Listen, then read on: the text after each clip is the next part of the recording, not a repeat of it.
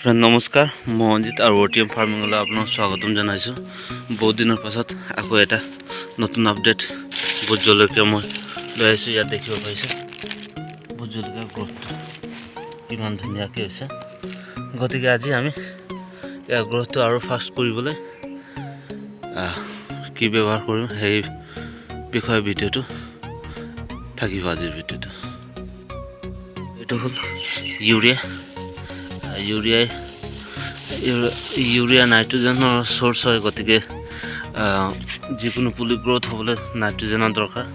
গতিকে আজি আমি অলপমান বেছি নহয়, কম মাত্ৰা 5 লিটাৰ প্ৰায় ভাবি লওক ইমানকৈ লাগে। বেছি আপুনি যদি ইউৰিয়াটো দি দিয়ে তেনেহ'লে গছকেইটা পুলিকেইটা গেলি যাব পাৰে আৰু জ্বলি যাব পাৰে। এইকাৰণে জাষ্ট ইমানেই দিম। এইটো 5 লিটাৰ পানী ইয়াত ভৰোৱা আছে, ইয়াত এনেকৈ ভৰাই দিম আৰু এইটো মিক্স কৰি তাত দি দিম। এনে ক'বলৈ গ'লে ভিটামিনটো কেইবাটাও আছে, কিন্তু মই ভিটামিন বৰটো ব্যৱহাৰ কৰা নাই। ইয়াত আপুনি চাবলৈ পাইছে ভোট জলকীয়া গ্ৰোথ কিমান ধুনীয়া হৈছে। প্ৰায় এতিয়া 1 মাহ পাৰ হৈ গ'ল গছজোপাকেইটা, ইয়াত দেখিব পাৰে। গতিকে আহক ইয়াত পানীটো দি লওঁ।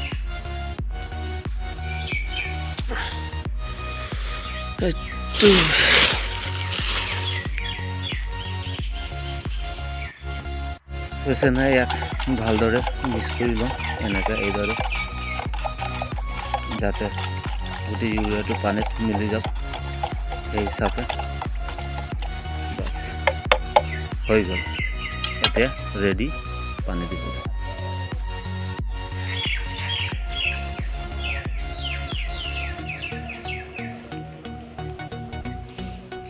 এইদৰে কম কম মাত্ৰাত আগত দি ল'ব।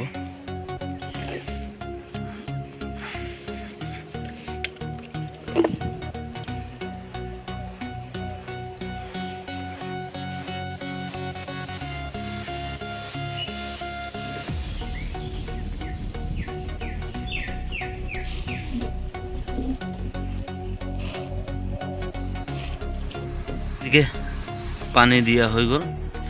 আজিৰ ভিডিঅ'টোত ইমানে অবজাৰভেশ্যন কৰিলোঁ। গতিকে নেক্সট ভিডিঅ'ত আপোনালোকৰ আগৰ কথাখিনি ক'ম।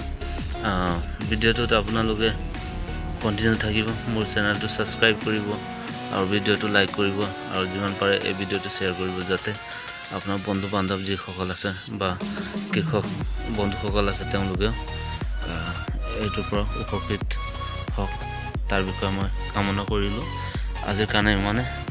নমস্কাৰ, ধন্যবাদ। জয় আই অসম।